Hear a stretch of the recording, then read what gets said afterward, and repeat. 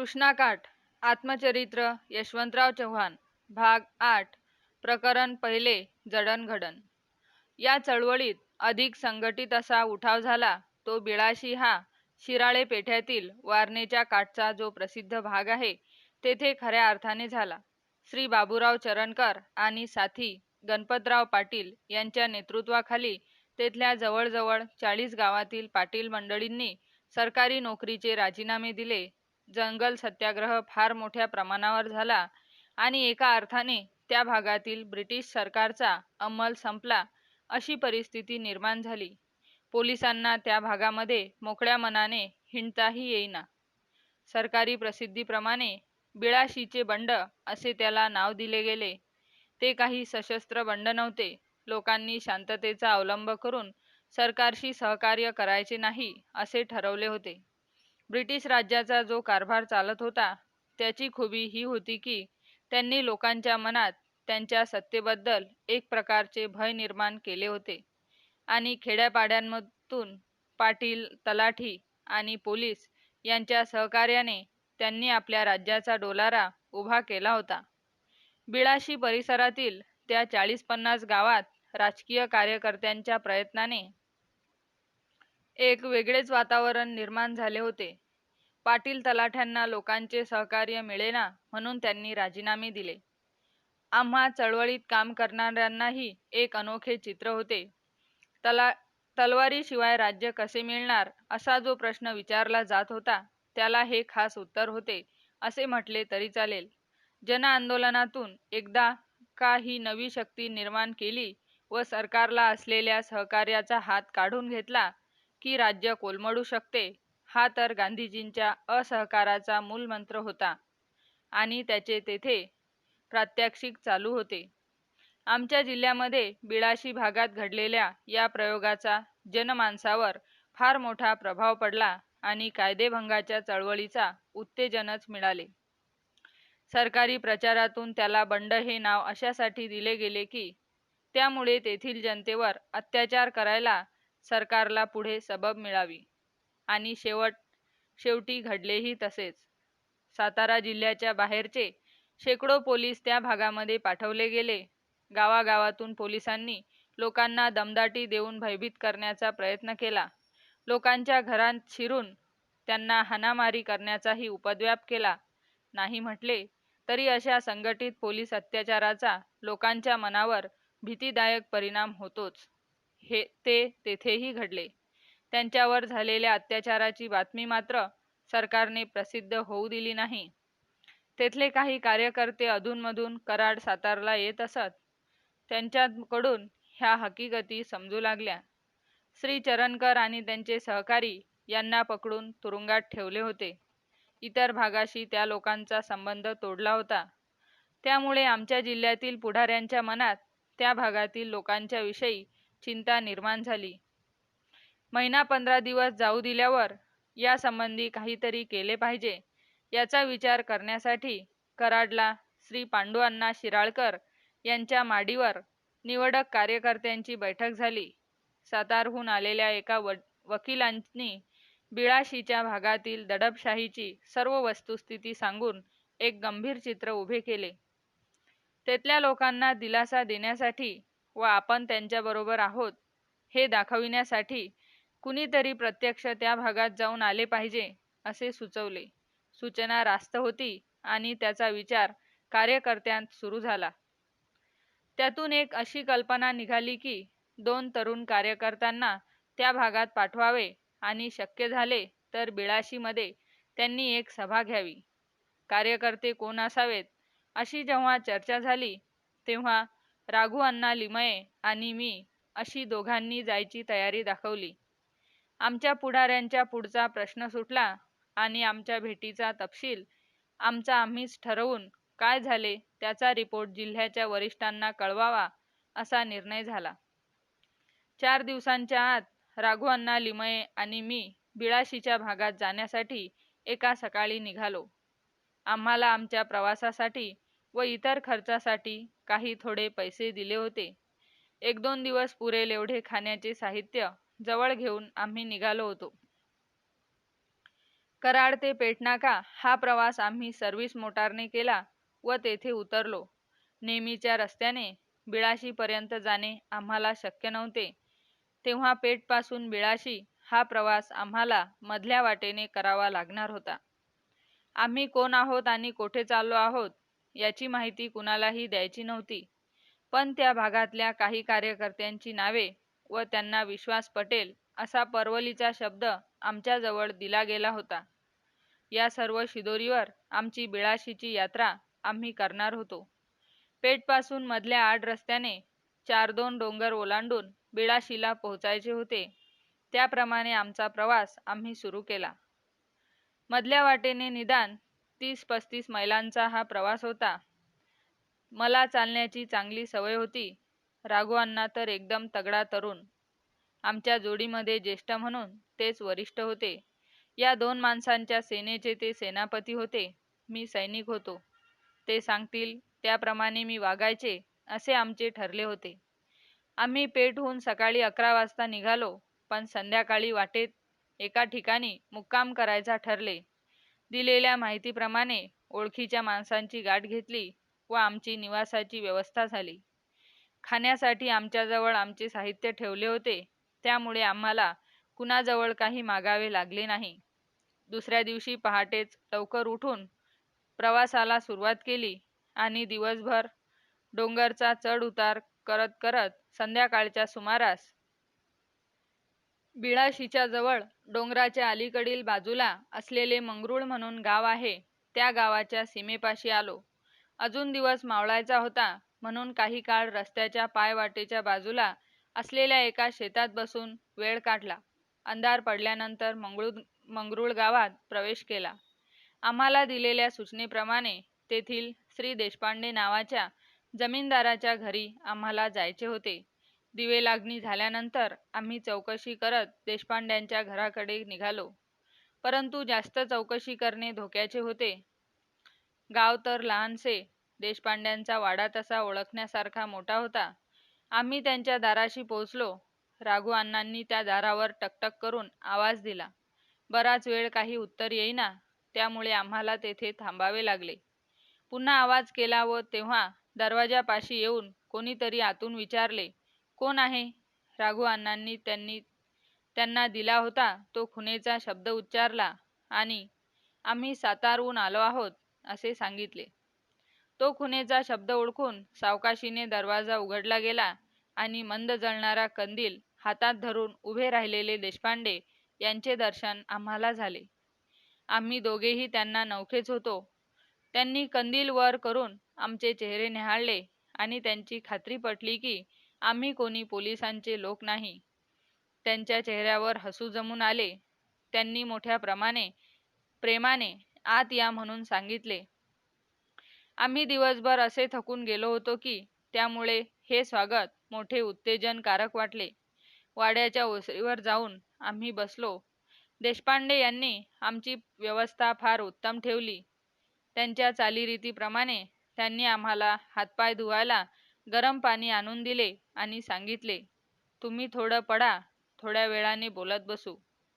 आम्ही अर्धा तास 1 तास विश्रांती घेऊन आणि नंतर देशपांडे यांना आम्ही कोण, कशासाठी व का आलो याची हकीकत सांगितली.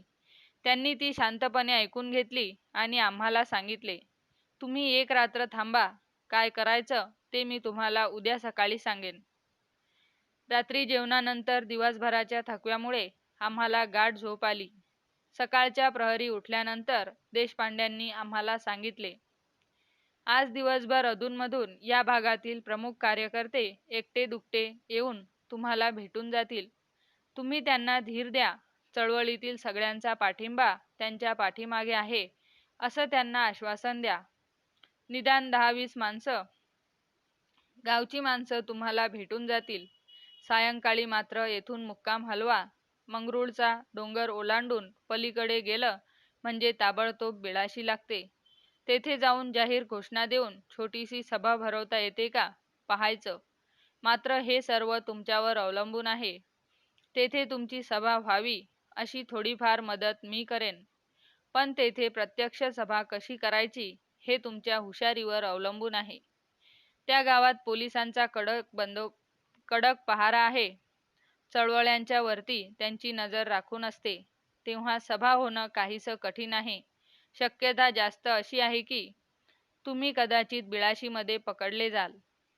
आमची सर्व गोष्टींची तयारी होती, त्यामुळे आम्ही याला होकार दिला. ठरल्याप्रमाणे तास अर्ध्या तासाच्या अंतराने निरनिराळ्या गावची शेतकरी मंडळी दोन तीनच्या तुकडीने येऊन आम्हाला भेटू लागली. लोकांवर झालेल्या अत्याचारामुळे ती माणसे चिडलेली होती, पण घाबरलेली नव्हती. हे पाहून आम्हाला फार हुरूप आला. जनतेची चळवळ उभी करायची म्हणजे तिला निर्भय करावे लागते, आणि ही चिवट माणसे पाहून आम्हाला इतिहास काळातील मावळ्यांची आठवण झाली. शिवाजी महाराजांच्या काळातही या डोंगराळ भागातील लोक असेच लढले असतील, असे चित्र माझ्या डोळ्यापुढे येऊन गेले, आणि त्या लोकांच्या बद्दल आदर वाटला. निदान 10 गावची माणसे तरी आम्हाला भेटून गेली. आम्ही त्यांना आश्वासन देत होतो. तुमच्या संकटांची जिल्ह्याला व राज्याला कल्पना आहे. तुमच्या बेळाशीचं नाव सर्व राज्यभर प्रख्यात झालं आहे. सर्व जनतेला तुमच्याबद्दल आदर आहे. तुम्ही एकाकी आहात असं वाटून घेऊ नका. तुमची निर्भयता कायम ठेवा, आणि या वातावरणात कोठे ढिलाई होईल अशी गोष्ट होऊ देऊ नका. पोलिसांच्या अत्याचाराबद्दल या लोकांना चीड होती. आम्ही त्यांना समजावत होतो. गांधीजींनी अहिंसेचा मार्ग सांगितला आहे. याला निर्भयतेने आणि धीराने तोंड द्यायला पाहिजे. बरीच काही प्रश्नोत्तरे चर्चा होत होती. परिणामी एका विश्वासाचे आणि धीराचे वातावरण आम्ही या मंडळींमध्ये निर्माण करू शकलो.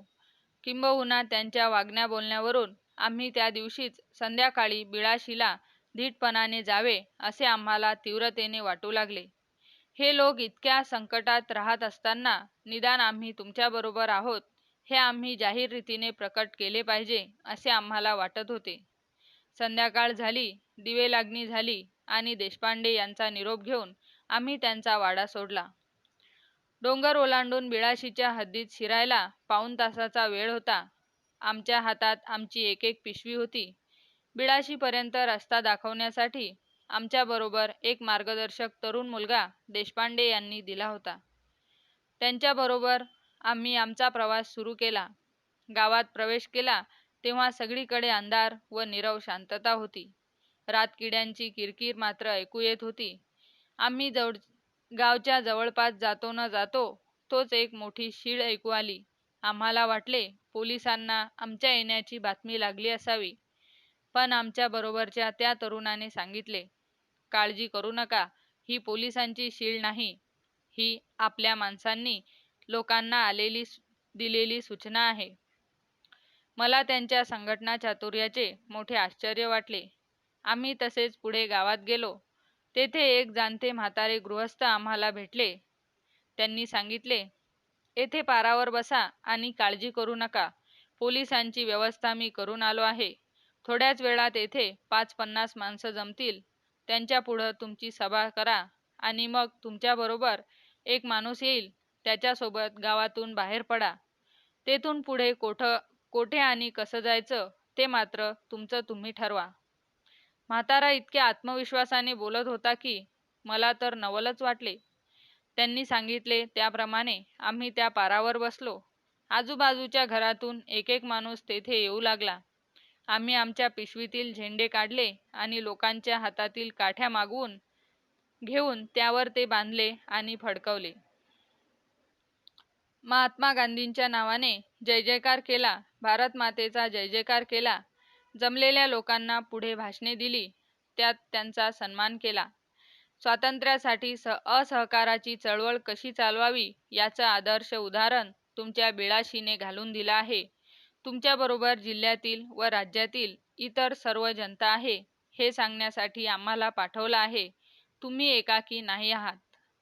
जिल्ह्यामध्ये इतरत्र चळवळ कशी चालली आहे याची माहिती त्यांनी दिली. प्रत्येकी 10-15 मिनिटांची आमची भाषणे झाली आणि आमची सभा संपली. तेवढ्यात ज्या म्हातारबुवाने आम्हाला बोलावले होते ते तेथे आले. राघवांनांनी म्हाताऱ्याला विचारले, येथे पोलीस पार्टी आहे असं आम्हाला सांगितलं होतं, पण पोलीस तर कुठे दिसले नाहीत. त्याने सांगितले, येथे आहेत जरूर, पण त्यांची मी व्यवस्था करून आलो म्हटलं ना. ते चिकार दारू पिऊन पडून राहिले आहेत. त्यांना येथे काय चाललं आहे हे माहीत सुद्धा नाही. तुमची सभा नीट झाली ना. आता हे पोर बरोबर घ्या आणि तो दाखवील त्या रस्त्याने बाहेर पडा. मात्र रात्रीच वारणा ओलांडून पलीकडे जा.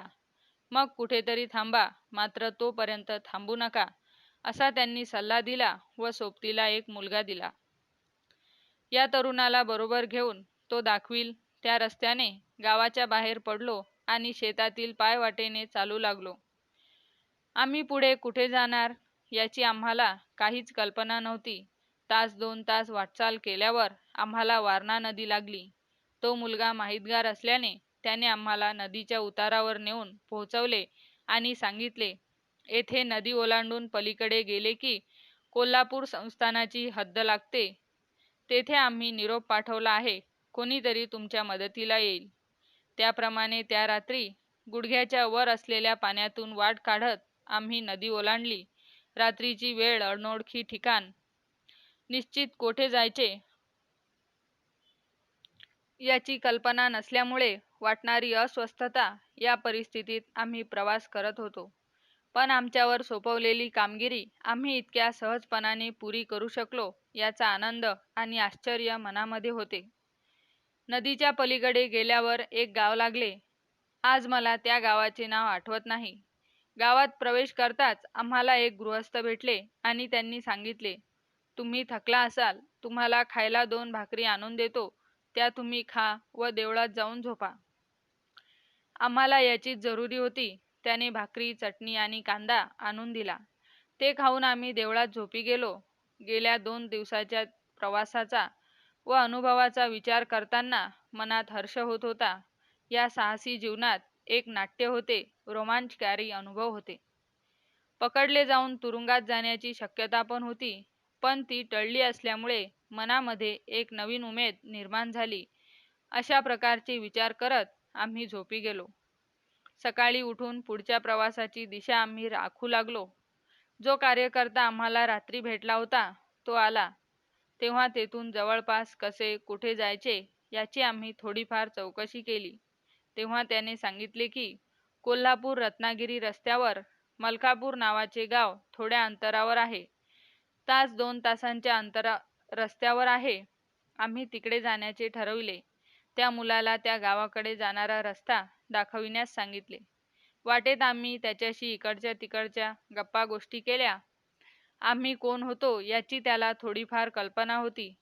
तरी सुद्धा तो आम्हाला सांगू लागला, काल रात्री बिळाशीत फार मोठी सभा झाली आणि मग अशा प्रसंगी जी अतिशयोक्तीपूर्ण वर्णने येतात तशी तो करू लागला.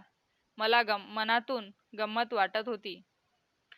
त्याने दाखविलेल्या रस्त्यावरून आम्ही प्रवास करून 1.5-2 तासात मलकापूरला पोहोचलो. मलकापूर हे कोल्हापूर जिल्ह्यातील प्रसिद्ध गाव आहे. माझ्या कल्पनेप्रमाणे ते एखाद्या छोट्या संस्थानिकाचे कारभाराचे केंद्र होते. त्यामुळे तेथे व्यापार उदीम बराचसा होता. बऱ्यापैकी बाजारपेठ होती. तिला लागूनच मोटार स्टँडचे पटांगण आणि त्याच्या अवतीभोवती काही छोट्या छोट्या हॉटेल्सची गर्दी हे नेहमीप्रमाणे दिसणारे दृश्यही तेथे दिसले. तसल्या एखाद्या हॉटेलात आम्ही सकाळची न्याहारी केली. आमच्या जवळचे खाण्याचे पदार्थ संपलेले होते आणि आम्हाला खूप भूक लागली होती. खिशात थोडेफार पैसे होते. त्यामुळे खाण्यासारखे साधारणतः आवडीचे जे पदार्थ दिसले ते आम्ही थोडेफार मागवले. त्यानंतर पुढचा दिवस कसा काढायचा याचा विचार आम्ही करू लागलो. राघू अण्णांनी विचारले, आपण आता कोठे जायचे? आणि तेच पुढे म्हणाले, कोल्हापूर मार्गे परत कराडला किंवा मलकापूरहून सरळ खाली कोकणात. मी म्हटले, कोकणात जाऊन काय करणार? त्यांनी सांगितले, येथून घाट ओलांडला की साखरपे म्हणून गाव लागतं. तो लहानसा मोटारींचा अड्डा आहे. त्याच्या शेजारी आमचं लिमयांचं मूळ गाव आहे. तेथे जाऊन लिमयांपैकी कोणी आहे का ते पाहू. त्यांना भेटून पुढे रत्नागिरीला जावं असा माझा बेत आहे. त्यांनी रत्नागिरीचे नाव काढताच मी प्रसन्न झालो. त्यांनी विचारले, रत्नागिरीला जायला तू इतका उत्सुक का? मी म्हणालो, त्याला 2 कारणं आहेत. मी अजून समुद्र पाहिलेला नाही. समुद्र कसा दिसतो, त्याच्या काठी उभं राहिलं म्हणजे कसं वाटतं, हे मला माहीत नाही. कृष्णा कोयनेच्या पावसाळी पुराच्या वेळी काठावर उभे राहून त्यांचा भर वेगाने वाहणारा, तुडुंब भरलेला, दोन्ही तटांनी भरून वाहणारा विशाल प्रवाह मी अनेक वर्ष पाहिला आहे. पण समुद्र ही गोष्ट अगदीच वेगळी आहे. ती काय आहे याची कल्पना पुस्तकावरून आम्ही करतो, पण प्रत्यक्षात मी तो पाहिलेला नाही. रत्नागिरीला गेलो की समुद्र पाहायला मिळेल ही माझी अपेक्षा आहे. आणि दुसरं कारण, रत्नागिरीला सावरकर राहतात. जर आपण काही करून सावरकरांना भेटू शकलो तर बरं होईल.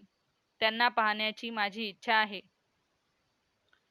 राघवांना माझा समुद्राविषयीचा आग्रह पटला नाही, पण सावरकरांचा मुद्दा त्यांच्या मनाने ताबडतोब उचलून घेतला आणि कराडला परत न जाता खाली कोकणात जाण्याचा आमचा निर्णय पक्का झाला. तास अर्ध्या तासात रत्नागिरीला जाणारी मोटार कोल्हापूरहून आली. ती मध्ये आम्ही बसलो आणि कोकणचा पहिला प्रवास सुरू झाला. मलकापूर सोडून काही मैल पुढे गेल्यानंतर सह्याद्रीचा घाट लागतो. एवढ्या मोठ्या घाटातून मी यापूर्वी प्रवास केलेला नव्हता. मी पुण्यापर्यंत जाऊन आलो असल्यामुळे पुण्याच्या वाटेतील घाट मला माहीत होते, पण हा बराच लांब व अवघड घाट आहे. मोटार घाटातून जात असताना एकसारखे वळसे घ्यावे लागत असल्यामुळे माझे पोट काहीसे डचमळून व हादरून गेले होते, पण अगदीच ताब्याच्या बाहेर गेले नाही. घाट संपल्यावर थोड्याच वेळात गाडी साखरप्याला थांबली. आम्ही साखरप्याला उतरलो. माझ्या माहितीचे तेथे कोणीच नव्हते. राघू अण्णा तसा धीट आणि सगळ्यांशी मोकळा बोलणारा माणूस. त्यांनी लिमयांचे जे गाव होते त्याचे नाव मी आता विसरलो आहे. त्या गावाचा रस्ता कुणाला तरी विचारला आणि तो समजल्यानंतर त्या दिशेने आमची पुन्हा पायपीट सुरू झाली. लिमयांच्या मूळ गावी राघू अण्णाही प्रथमच आले होते. तसे लिमये मसूरमध्ये गेल्या 3-4 पिढ्या राहिले होते. पण आपल्या पूर्वजांचे मूळ गाव पहावे ही माणसाची आंतरिक इच्छा असते. ती इतकी तीव्र असते की त्या ओढीने माणूस बेचैन होतो. त्याच ओढीने राघू अण्णा तेथे आले होते. मी त्यांना विचारले, तुमचं घर-बीर येथे आहे का? ते म्हणाले, अरे कुठलं घर? आमच्या घरातल्या वडीलधाऱ्या लोकांकडून आमचं हे मूळ गाव समजलं व आम्ही मूळचे येथले असं मी ऐकलं आहे. तेव्हा वाटलं की लिमयांचं मूळ ठिकाण पाहावं. मी म्हटले, आता येथे तुमच्यापैकी कोण लिमये उरले आहेत की काय, हे तरी तुम्हाला माहीत आहे काय? ते म्हणाले, होय, आमच्या मूळ घराण्यांपैकी कोणाचा तरी 1-2 घरे येथे आहेत. त्यांची माहिती काढून ते भेटतात का पाहूया. आणि त्या गावात पोहोचल्यानंतर आम्ही पुन्हा लिमयांची चौकशी केली आणि अखेर त्यांची भेट झाली. राघू अण्णांनी आपली स्वतःची सविस्तर माहिती त्यांना दिली. त्या मंडळींनी फारसे अगत्य किंवा उत्साह दाखवला नाही, पण अगदीच टाळल्यासारखेही केले नाही. मी राघू अण्णांकडे प्रश्नार्थक मुद्रेने पाहिले. ते म्हणाले, आम्हा कोकणस्थांचा हा मूळ स्वभाव आहे. देशावर 3-4 पिढ्या गेल्यामुळे मी देशस्थच झालो आहे, पण माझ्यावरून तू येथल्या मंडळींची कल्पना करू नकोस. राघू अण्णांच्या बरोबर आम्ही गाव फिरून आलो. लिमयांच्या पूर्वीच्या या ज्या खोतीच्या जमिनी होत्या तिकडे चक्कर मारून आलो आणि दुपारच्या जेवणाआधी राघू अण्णांच्या त्या दूरच्या नातेवाईकांच्या घरी आम्ही पोचलो. राघू अण्णांनी माझ्याबद्दल आधीच सांगून ठेवले होते की मी मराठा आहे. तेव्हा त्यांच्या घरात सोप्यात माझ्यासाठी जेवणाची वेगळी व्यवस्था केली होती आणि त्या मंडळींची आत स्वतंत्र व्यवस्था केली होती. हा प्रकार पाहून राघू अण्णा काहीसे ओशाळले. त्यांनी आपल्या लिमये नातेवाईकांना सांगितले, तुम्ही आत जेवा, मी आणि यशवंत बाहेरच जेवायला बसू. त्या मंडळींना लिमयांचे बोलणे ऐकून कसेसेच वाटले, पण आता आम्ही त्यांच्या घरीच आलो होतो त्यामुळे त्यांचा उपाय नव्हता.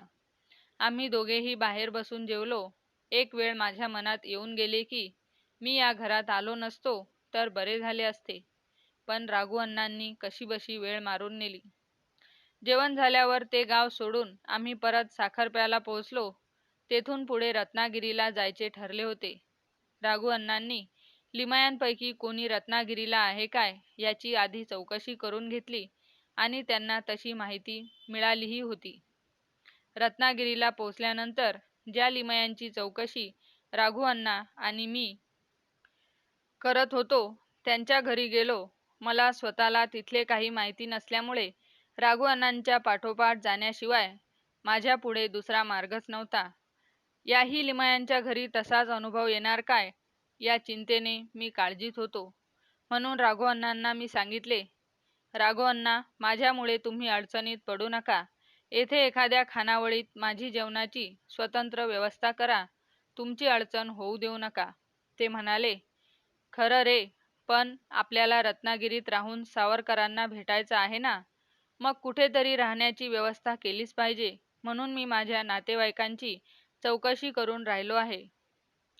आणि चौकशी अंती त्यांचा नातेवाईक सापडला. सुदैवाने त्यांचा नातेवाईक नव्या मनूतला होता.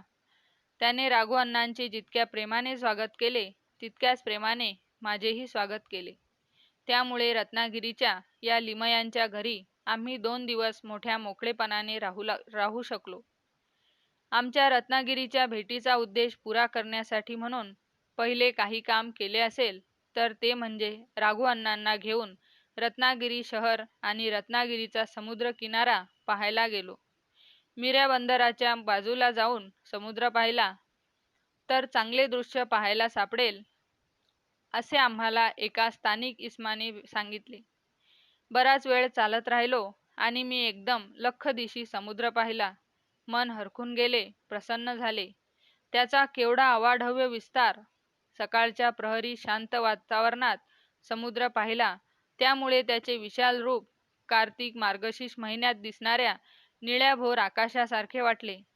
कितीतरी वेळ मी आणि राघुअण्णा तेथे सागरतीरी बसून होतो. तोंडातून शब्द बाहेर पडत नव्हता. लाटांची धीरगंभीर गाज वातावरणात भरून राहिली होती. समुद्रावरून नजर काढावीशीच वाटत नव्हती. माझ्या आयुष्यात पाहिलेला हा पहिला समुद्र. समुद्र पाहत बराच वेळ तेथे काढल्यानंतर आम्ही परतलो. घरी आल्यानंतर राघुअण्णा म्हणाले, सावरकरांना भेटण्याची काही व्यवस्था होते काय, पाहून येतो. आम्ही ज्या लिमयांच्या घरी उतरलो होतो त्यांची सावरकरांशी जवळची ओळख होती. त्यांनी मुलाखत ठरवून घेतो असे सांगितले. राघुअण्णा परत आले. दुसऱ्या दिवशी सकाळची 10ची वेळ ठरली होती. काय योगायोग आहे! स्वातंत्र्यवीर सावरकरांच्या साहसी व्यक्तिमत्वासंबंधी आम्ही कित्येक गोष्टी ऐकल्या होत्या, वाचल्या होत्या. श्रद्धानंदमध्ये प्रसिद्ध होत असलेली त्यांची माझी जन्मठेप ही काळ्या पाण्याच्या शिक्षकेची आत्मकहाणी मी अधूनमधून वाचली होती. स्वातंत्र्यासाठी बेहोशीने आपले जीवन उधळून टाकणाऱ्या त्या सावरकरांच्या मूर्तीला आपण केव्हा पाहतो असे होऊन गेले होते. दुसऱ्या दिवशी सकाळी 10 वाजता आम्ही त्यांच्या घरी गेलो. एक जिना चढून वर गेलो. आम्हाला एका मध्यमशा खोलीत 4 खुर्च्या होत्या, तेथे बसवण्यात आले. आत सावरकरांना कोणीतरी भेटायला आले होते. त्यांच्याशी ते बोलत होते. त्यांचा आवाज कानावर येत होता.